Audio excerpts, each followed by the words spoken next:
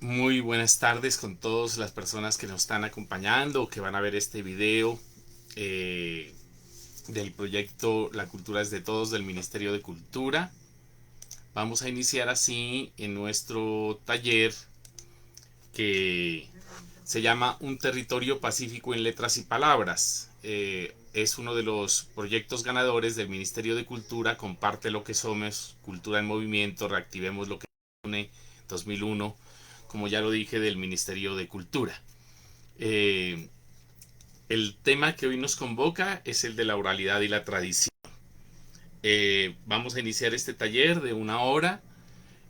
La idea es que este video después se suba a YouTube y que ustedes lo puedan ver, lo puedan compartir. En los banners de este taller aparece mi correo electrónico, ahí me pueden enviar preguntas o a través de mi Facebook Live. De tal manera que hoy vamos a iniciar este taller, el primero, la oralidad y tradición, que corresponde a los talleres Un territorio pacífico en letras y palabras. El día de mañana estaremos hablando de poesía y tradición, posteriormente de cuento y tradición, el día jueves novela y tradición, y el día de viernes haremos un cierre haciendo una síntesis y recogiendo las preguntas y las inquietudes que ustedes tengan. ¿Qué es la oralidad? La oralidad alimenta no solamente la historia de los pueblos afrocolombianos, sino también sus mitos y sus leyendas. Ahí habita la razón de ser de su africanía. Es la morada donde convergen sus dioses y sus deidades tutelares, manifiestas en todas sus expresiones artísticas. Somos y venimos de la oralidad. Las tradiciones de nuestros pueblos originarios fueron y siguen siendo recogidas por el bien llamado de voz a voz. Es decir, que el conducto preferente para conservar nuestra historia ha sido hecha desde la oralidad. Por mucho tiempo se creyó que el oral tenía un rastro de primitivismo y no se hacía en el sentido del reconocimiento como un mecanismo de preservación de lo ancestral vivido, sino que se hacía despectivamente, reconociendo en el oral el rasgo casi de que barbárico que imperaba en algunos pueblos. Se desconocía entonces el desencadenante homérico, desde el oral trazado luego por investigadores como Parry en 1928, quien encuentra que en la Ilíada y en la Odisea están presentes las manifestaciones orales de los griegos. Ong, 1994, por su parte, manifiesta que la escritura y la oralidad son tecnologías específicas acerca de la palabra, a tal punto que llega a afirmar: la escritura nunca puede prescindir de la oralidad. Podemos llamar a la escritura un modelo secundario de modelado, que depende de un sistema anterior, la oralidad. Y esto se desprende de la simple lógica de entender al ser humano en su entramado de construcción del mundo. Lo oral antecede a todo sistema de comunicación. Ahí se forja la palabra, en un ejercicio de millones de años para llegar a modular las cuerdas vocales, ampliar la caja torácica, a emprender el vuelo que nos ha permitido llegar mucho más allá de las estrellas. La palabra nos forjó como humanos, a ella le debemos nuestra esencia, porque de una u otra manera nos permitió nominar lo que nos rodea. Así surge realmente el mundo. En el principio era el verbo, y el verbo se hizo carne, dice uno de los textos más importantes de la humanidad, como es la Biblia en el Génesis. Disculpen, en el Nuevo Testamento, cuando se habla de Cristo, creo que San Juan empieza diciendo: en el principio era el verbo y el verbo se hizo carne. Entonces fíjense la importancia de entender la oralidad. En el consabido esquema del contexto del lenguaje, donde hay un emisor, un mensaje y un receptor, es donde se comprende cuál va a ser el papel que va a desempeñar realmente la escritura respecto a la oralidad, ya que es en el contacto donde se opta por lo oral o por lo escrito. La escritura, anota Ong, es un sistema codificado de signos visibles por medio del cual un escritor podía determinar las palabras exactas que el lector generaría a partir del texto en su aceptación más estricta. Es decir, que el mensaje es lo escrito, lo cual puede ser leído en cualquier lugar y en cualquier tiempo. en la medida en que exista un lenguaje común que permita la identificación, caso de la piedra de Rosetta con los jeroglíficos egipcios. Lo escrito permite que realmente no haya simultaneidad entre el emisor y el receptor, ya que es el texto el que está comunicando algo. Ya no hace falta aquí el emisor presente en dicha comunicación.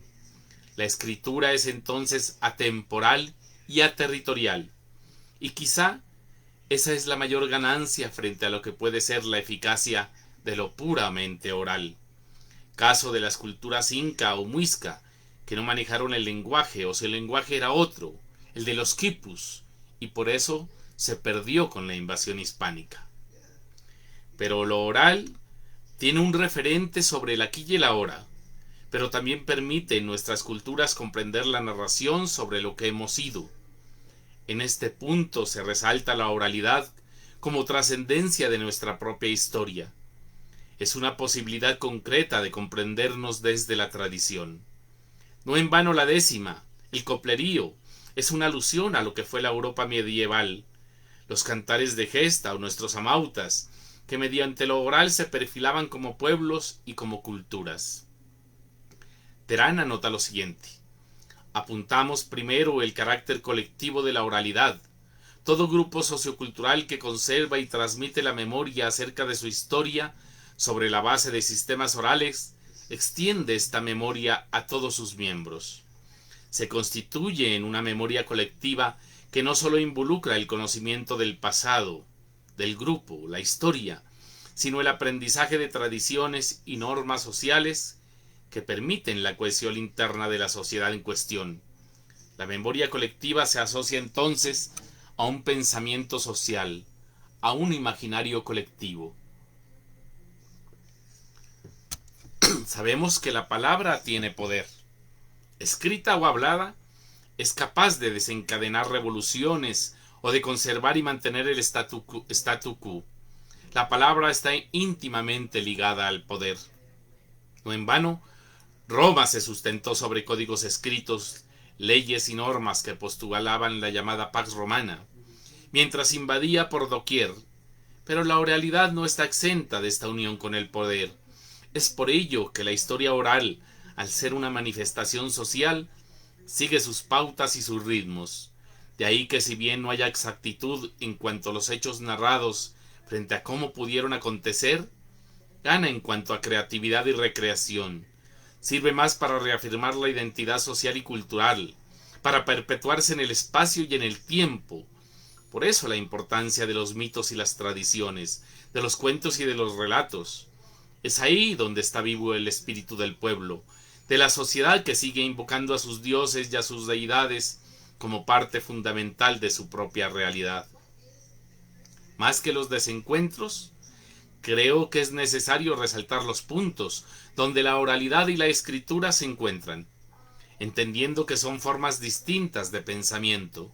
De igual manera permite comprender las realidades desde diferentes facetas, máxime cuando se entiende el contexto del tiempo y del espacio donde se realizan.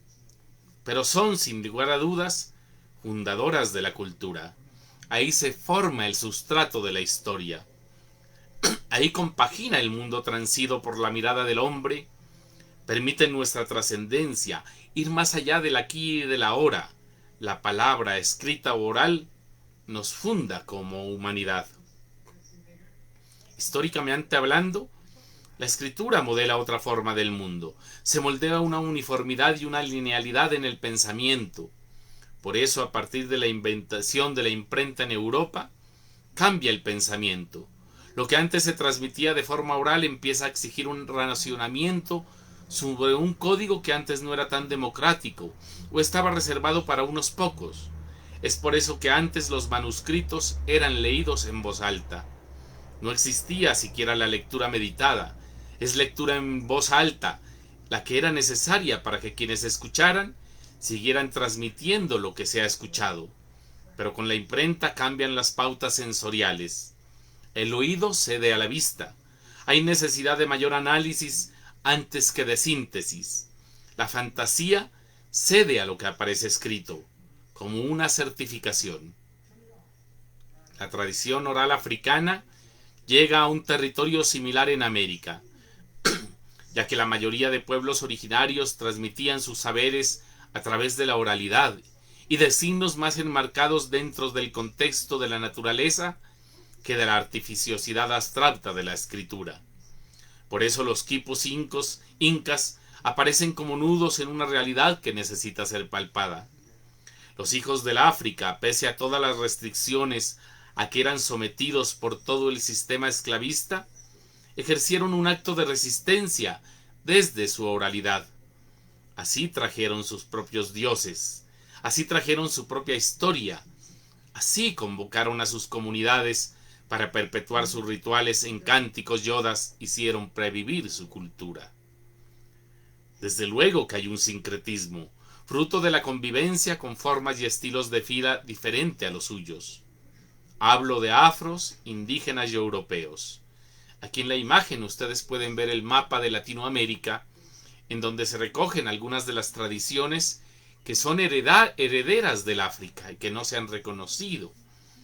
Y que claro, en ese sincretismo van creando formas diferentes de cultura.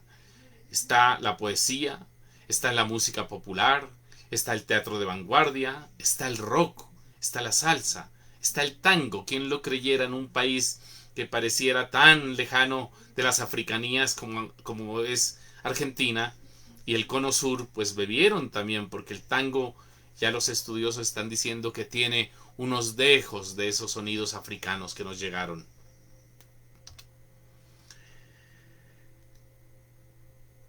Quizá muchos nombres originarios se han perdido.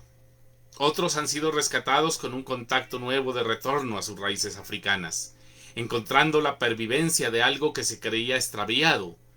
Pero es a través de esa oralidad en donde a través de la palabra hay un cauce de vida que no se dejó ir, sino que alimentó por siglos y seguirá alimentando a todo un pueblo sus propios mitos y sus más profundas tradiciones.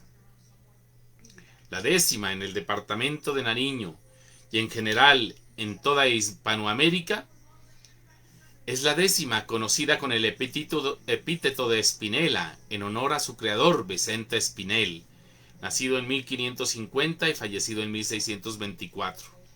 En 1591, es decir, finalizando la colonia y finalizando la conquista, ya cimentándose la colonia, Espinel publica un libro de poesía Diversas Rimas, en donde aparece por primera vez la configuración métrica de la décima espinela. Versos octosílabos con rima ABBA, ACC, DDC. Pausa obligada después del verso cuarto y encabalgamiento obligado del quinto con el sexto. La décima espinela no es la primera ni la única que haya existido, pero sí fue la que se posesionó por sus características estilísticas en la cumbre de las formas estróficas de 10 versos desde sus inicios a finales del siglo XVI. Al parecer, se le denominó Espinela después de la muerte de su creador, pues anteriormente se conocía como décima o decena. En 1624, en la Circe, donde incluye una composición de este tipo, Lope de Vega señala la importancia de llamar a esta forma estrófica espinela y no simplemente décima. No parezca novedad, añadía, llamar espinelas a las décimas, que este es su verdadero nombre, derivado del maestro Espinel, su primer inventor, como los versos sáficos de Safo. Y algo pues que es muy necesario entender, y es que cuando los doctrineros católicos llegaron a nuestras tierras, a nuestro continente americano, la mejor forma de lograr la expansión de su pensamiento religioso mediante la doctrina era un ejercicio mnemotécnico de repetición, de tal manera que estos doctrineros dominicos, franciscanos y de diferentes órdenes llegaron a América, y para enseñar primero a los indígenas el catecismo lo hacían a través de la memorización de diferentes versos y de diferentes cantos. Y la décima espinela le sirvió como ejercicio mnemotécnico para hacer ese ejercicio. cuando empiezan a llegar los africanos en la oprobiosa condición de esclavitud a nuestro territorio, pues de igual manera los doctrineros católicos ejercen esta forma de ejercicio para mantener así su catequesis y su pensamiento religioso cristiano católico. Y desde luego, ahí es donde nace esta tradición, no sin dejar de reconocer las tradiciones orales que llegaban del África y las que se asentaban también aquí en América, y que inicialmente tenían un contexto puramente religioso para pasar luego a tener un contexto social, económico y hasta político.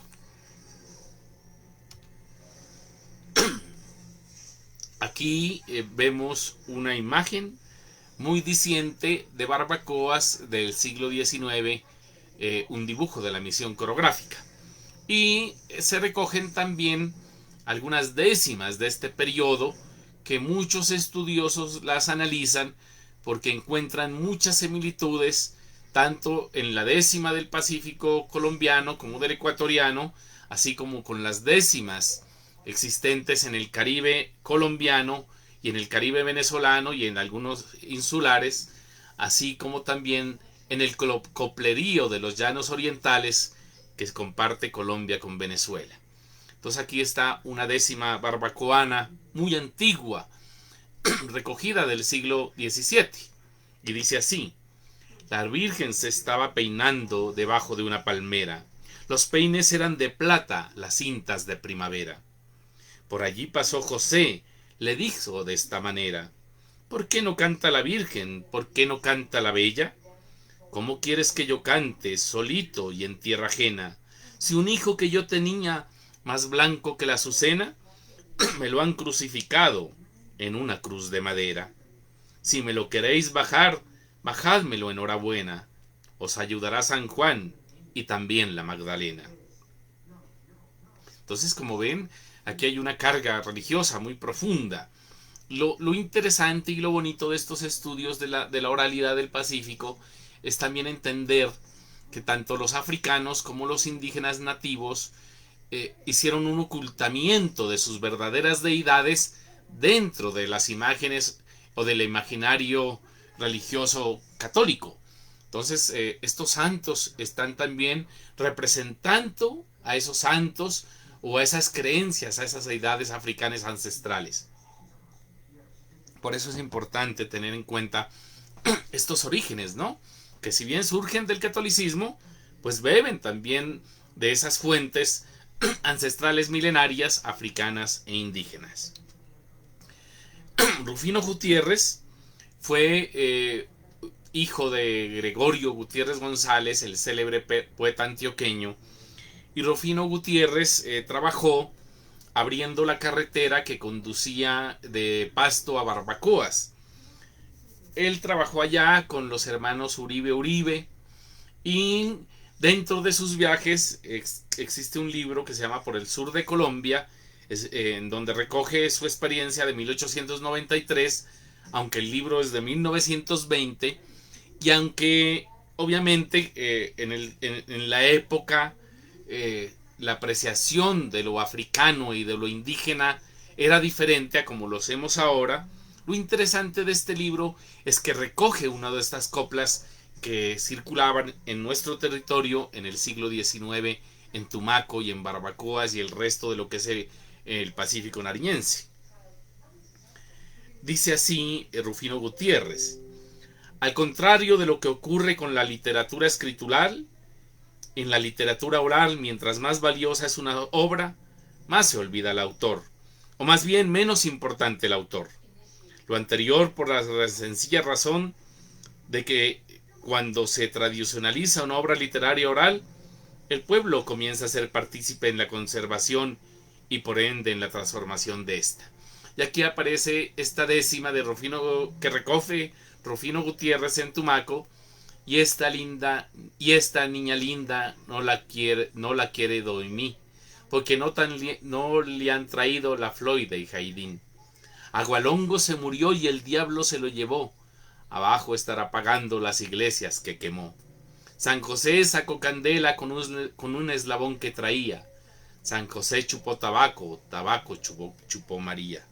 Fíjense esas décimas tan bonitas. Y el texto que yo les empecé a leer no era de Rufino Gutiérrez, me disculpan, sino de un estudioso de la décima, que es Freja de la Hoz, de la Universidad Nacional. En 2012 hizo su tesis de grado y la publicó en 2013 y hace unos estudios comparativos de la décima, del Pacífico colombiano y del Caribe colombianos. De tal manera que entonces continúo con la lectura de este texto de Freja de la Hoz. Ya mencioné que en el proceso de conservación es necesaria la adaptación, sobre todo cuando la tradicionalización de la obra es considerable y sobrepasa las fronteras geográficas y temporales de un pueblo. Es decir, la obra se canoniza de forma similar a como se consagra una obra en la literatura escritural. Sin embargo, la canonización de la obra escritural va de la mano de la canonización del autor, mientras que en la literatura oral la canonización de la obra implica la pérdida del autor. No obstante, los autores de literatura oral también viven un proceso de reconocimiento y consagración dentro del campo cultural. En el imaginario popular aparecen como detentores del capital simbólico de la creación artística oral. El pueblo lo reconoce como tal. Así las composiciones se hayan vuelto propiedad del pueblo. Aquí, ¿qué es lo que yo quiero decir? Que la tesis de Freja de la Hoz es que los escritores como Gabo, como muchos de los que podemos citar, ¿no?, que hacen el ejercicio de escritura, pues terminan siendo canonizados y se canonizan desde la individualidad. Pues ¿quién no conoce quién es Gabo, por ejemplo? Entonces Gabo ya es un referente de la literatura colombiana y muchas veces se conoce más al autor que la obra. Entonces muchos con seguridad no han leído a Gabo, pero hablan de Gabo y hablan de las flores amarillas y hablan de Macondo porque precisamente se ha canonizado ese pensamiento. En tanto que en la tradición oral, según dice el autor, los autores de la literatura oral también viven un proceso de reconocimiento y consagración dentro del campo cultural. Pero es en el imaginario popular donde aparecen como detentadores del capital simbólico de la creación artística oral. El pueblo lo reconoce como tal. Así sus composiciones se hayan vuelto propiedad del pueblo. Entonces qué lindo, porque la oralidad le permite al decimero estar en un contacto directo con el pueblo, con su comunidad. De tal manera que ahí lo que ha pasado, por ejemplo, con el autor de las tres letras, ¿no?, con Benildo Castillo, con otros decimeros del Pacífico colombiano, pues se recogen de pronto décimas que heredaron de sus abuelos, de sus bisabuelos, y el pueblo los escucha, y a medida que los escucha, los va asimilando como propios. Y eso es lo que vamos a hacer a continuación en este pequeño taller. Vamos a ver cómo, ya les leí, por ejemplo, una décima que se recogió de siglo XIX. Quiero leerles la segunda parte que recoge Rufino Gutiérrez. En la imagen ustedes ven el río Telembí, siglo XIX, pintado por la misión coreográfica, el lavado de oro. Y lo interesante es que ahí se ven tradiciones que aún perviven, como es el batido del oro, y la pesca. Vemos al fondo en una pequeña canoa, en esa pequeña embarcación, cómo están pescando, ¿no? Entonces fíjense que son tradiciones que se mantienen y la oralidad se mantiene desde luego. Buen amigo, le pregunto, quiero que me dé razón. ¿Cómo podré yo vivir sin que me hablen de mi opinión? Mucho me acuerdo de ti, mucho lloro por tu ausencia. Tú no te acordás de mí, qué ingrata correspondencia. Matica de Ajayactica, matizada con romero, solo de tan bella boca la contestación espero. Ya salió la luna al aire, alumbrando naranjale, donde nació Jesucristo, nacieron los liberales. Cuando te vas a bañar, llevaré cuchillo y lanza, porque están lo conservero como perro en matanza. Ya salió la luna al aire, alumbrando lo potrero, donde nacieron lo burro, nacieron lo conservero. No me canso de admirar esa persona exquisita. Aquí tenéis, señorita, un esclavo a quien mandar. Entonces fíjense que estas décimas del siglo XIX perviven, ¿no? Y hablan todavía de una tradición. Lo interesante de Rufino Gutiérrez es que recoge también el habla del Pacífico colombiano. Fíjense que eso lo hace posteriormente Candelario Beso con sus poemas, ¿no? La canción del Boga ausente y todos sus cantos. Pero acá también ya Rufino, sin ser afro desde luego, recoge la forma de hablar del africano colombiano, del afrocolombiano, y eso es bien interesante porque sin querer, con seguridad, Rufino no era la pretensión, está mostrando una forma de hablar y de asimilar la lengua mediante la oralidad de los afrocolombianos. Y vamos a continuar entonces. Ya les hablé de la importancia de esta tradición. Y vamos a empezar hablando pues de quizá uno de los decimeros más importantes del Pacífico. Don Benildo Castillo, el poeta de las tres letras. Nació en Tumaco el 20 de julio de 1906 y falleció el 7 de julio de 1994. El decimero más conocido, sin duda alguna, hasta el punto que en la ciudad de Tumaco se tiene un monumento a don Benildo Castillo, aunque la última vez que fui, debo confesarlo, lo habían dañado. Ojalá la administración y los gestores culturales de Tumaco le presten atención a estos monumentos que le están diciendo a su comunidad quiénes fueron sus representantes, ¿no? Y aquí también vemos una imagen que fue publicada por el Fondo Mixto de Cultura de Nariño, las décimas de la manglería, en donde se recogen las obras de Benildo Castillo, recopilador Oscar Tito Mora. Y vamos a leer desde luego estas décimas. Todos los santos comiendo en una sagrada mesa le dieron a Santa Rita con un hueso en la cabeza. Cuando vio Santa Teresa que Santa Rita lloraba, con una mano de piedra le tiró a Santa Librada. Se levantó Santa Clara con un solo movimiento. Si ustedes siguen jodiendo, que termine la función. Y entraron en discusión todos los santos comiendo. Sí, respondió San Lorenzo, ya la cosa se dañó. Voy a salirme de aquí antes que llegue mi Dios. Que respondió San Ramón, aquí no vale viveza. Y quitándole la presa le dio con el cucharón. Formaron el pelotón en una sagrada mesa.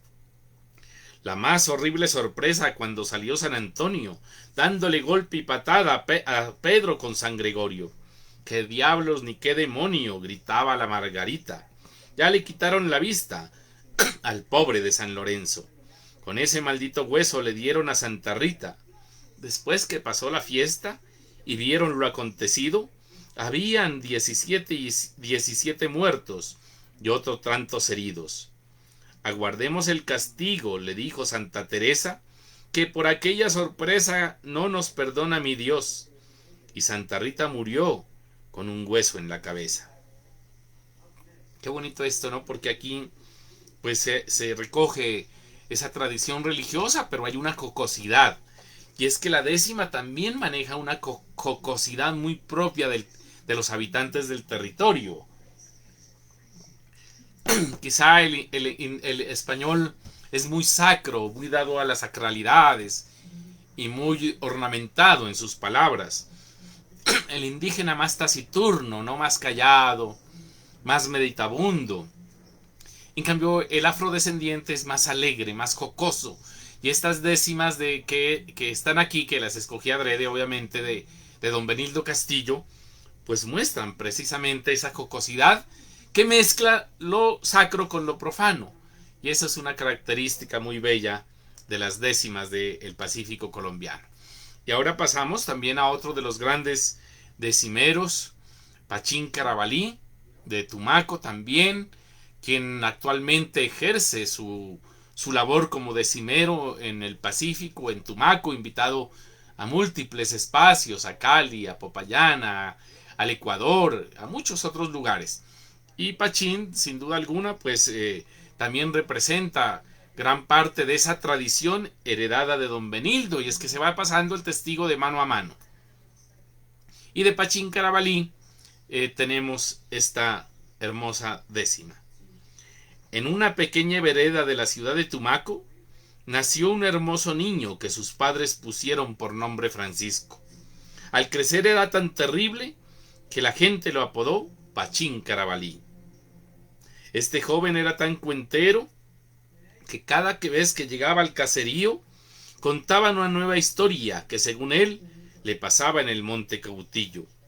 Una vez se fueron Andrés, Omar y Pachín, los tres grandes amigos. Caminaban por el monte como un día cualquiera. De repente dice Pachín en la mente: ahora los asusto pa' que corran donde su abuela. Eran ya las 6 de la tarde, con un clima caluroso. Dice nuevamente Pachín: voy a asustar a estos babosos. Empieza Pachín a gritar: diablo, diablo, salí, salí, que aquí hay 2 varones que están dispuestos a pelear por mí. Andrés y Omar le dicen: oye Pachín, deja de joder con eso. Le responde Pachín: ¿es que ustedes no creen que ya peleé con eso? Omar arrancó a correr y Andrés se quedó atrás, y Pachín volvió a gritar: diablo, salí, no te escondas. Aquí hay 2 varones pa' pelear con vos. Y dice Andrés: mentira, señor diablo, yo no soy hombre, yo soy maricón. De un momento a otro todo se oscureció. Ahí fue cuando Andrés dijo: esta cosa se alborotó. Andrés le gritó a Omar: espérame, espérame. Y Pachín les gritó: váyanse gallinas culecas, que yo solo me enfrento con esa grandísima marqueta. Y gritó: diablo, diablo, salí, no me corrás, que aquí está el gran Pachín, el que te pone a temblar. De repente todo se oscureció. Fue de un pepepán que el señor diablo salió. Con furia y hecho una fiera, y diciendo: vení, que hoy yo te pego, así sea de afuera. Pachín, cuando vio la cosa que se puso así de apretada, sacó el escapulario y comenzó a rezar por su alma. El diablo se echó a reír, diciéndole: cobarde, esa es que es tu hombría, pero te vas a arrepentir por llamarme.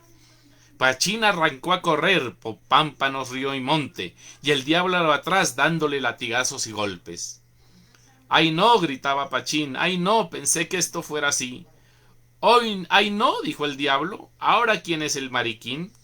Chuche tu madre, me vas a matar, y dijo el diablo: al tenerte y no corras. Hoy te voy a mostrar quién es un hombre de verdad, quién es el señor diablo, pa' que no me volvás a llamar más. De tanto correr Pachín y el diablo llegaron a una tienda. Pachín llegó reventado hasta la mierda. Salió ya la gente, al ver qué era lo que pasaba, diciéndole la abuela: eso te pasa por ñanga.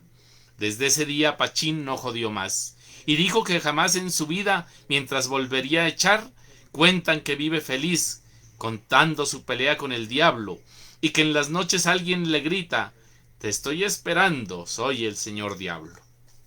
Esa belleza, ¿no?, de ese mito, el mito pues del diablo presente aquí en la obra de Pachín Carabalí, ese mito fáustico que está presente en todos los contextos de la humanidad, y aquí Pachín lo recrea de una manera jocosa, pero muy profunda también, porque es ese mito del diablo que está ahí tentando, o más bien este Pachín que se puso ahí de atrevido a llamar al diablo, ¿no? Y bueno, seguimos entonces con el tema. No puede ser otro el invitado sino Carlos Rodríguez el Diablo. Carlos Rodríguez, uno de los decimeros más importantes del territorio colombiano en la actualidad, de Tumaco, en donde ejerce su trabajo, al igual que Pachín, docentes entregados a su comunidad, entregados al trabajo de la construcción de paz. Y Carlos Rodríguez el Diablo pues tiene un trabajo muy profundo, un trabajo de decimería casi digamos que diario. Lo encontramos en Facebook haciendo su trabajo cotidiano, haciéndole décimas a lo sacro y a lo profano, como es el tema de las décimas, ¿no? Lo divino y lo humano, lo terrenal. Entonces este diablo quizá fue el que espantó a Pachín, y aquí lo tenemos con sus décimas.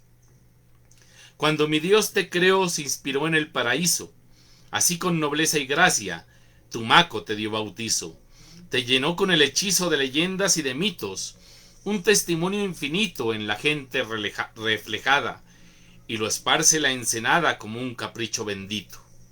La tierra de Caballito, de Benildo y de Faustino, Juglares que te ensalzaron con galas y pergaminos, dándole toques muy finos en una delicia plena. Por mis sentidos resuena un caliente currulao y el sabor de un pusandao que me corre por las venas. El morro es fiel muestra de belleza y señorío, como insignia de un pueblo tesonero y muy bravío. Tu ficus es desafío del sueño más encantado, un milagro reflejado como señal de grandeza, por tu paz y tu pureza, Tumaco, tú me has marcado. Por siempre te han llamado hermosa perla del mar, por tus bordes y ribetes de mariscos y manglar, bajo tu sol quiero estar quemando mi piel morena. Todo lo tuyo me llena, que tienes tierra no sé, he de volver donde esté, para morir en tu arena. Qué lindo. Y Máximo, hoy pues esta décima dedicada a Tumaco, hoy que está cumpliendo la bella perla del mar del Pacífico 381 años, de tal manera que muy al lugar esta décima de Carlos Rodríguez el Diablo, que como lo he dicho, hace un trabajo muy profundo desde la cotidianidad. Es que estos decimeros cogen esa cotidianidad, el acontecer del día a día, y lo van volviendo una narración en décima. Y eso es lo bonito, porque se convierten en juglares. Pues el caso de Benildo, ¿no? Benildo Castillo era una especie de pregonero. Salía a vender sus papelitos con sus décimas muy modestas, y ahí estaba narrada la historia del Pacífico colombiano, de tal manera que ahí está la historia recogida. De igual manera lo hacen nuestros decimeros y Carlos Rodríguez en sus páginas de internet, utilizando la tecnología, cómo llega a un gran número de espectadores. Y continuando, pues obviamente yo no puedo citar a todos los decimeros, me gustaría, ¿no? Cito aquí en un ejercicio pedagógico para que las personas que están escuchando, las personas que van a ver el video posteriormente, pues comprendan que hay una ligazón heredada de lo que es la décima, ¿no? Lastimosamente, de Telmo Angulo Valencia, el decimero menor, no encontré décimas escritas. Telmo se hace llamar el decimero menor, quizá por respeto a la tradición que existe frente al Diablo, frente a Pachín, frente a Benildo, frente a todos esos grandes decimeros. Telmo tiene un ejercicio pedagógico muy bonito con los niños y lo invitan permanentemente a diferentes escenarios. En este momento, por ejemplo, está en la ciudad de Ipiales compartiendo su ancestralidad con los serranos de allá de la frontera. Y Telmo hace un trabajo bellísimo también de experiencia cotidiana, de recoger aquello que a él le llama la atención y lo vuelve también la décima un ejercicio pedagógico, porque Telmo principalmente trabaja con niños y con jóvenes. De tal manera que pues no les voy a compartir una décima de Telmo porque no la encontré, pero ustedes pueden ingresar a Facebook o a YouTube, buscarlo y van a encontrar cantidad de décimas narradas en la voz de Telmo, el decimero menor. Y desde luego, algo que creo que está por estudiarse es el papel de la mujer dentro de la décima. Lo curioso es que tanto Gutiérrez como algunos viajeros de